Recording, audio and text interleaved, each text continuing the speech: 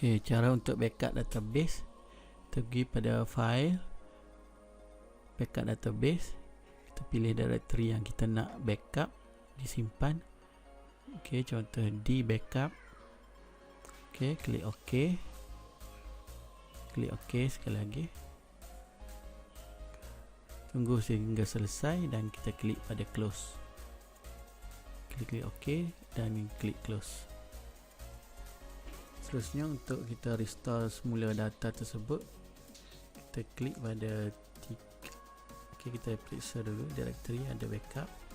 Klik pada ikon 3 titik tu, klik pada restore, klik dan pilih directory yang kita telah simpan backup tersebut. Okey, klik OK. Tunggu sehingga selesai dan klik close. Ok, complete. Ok, klik OK, close. Ok, satu database yang baru kita boleh lihat. Terima kasih.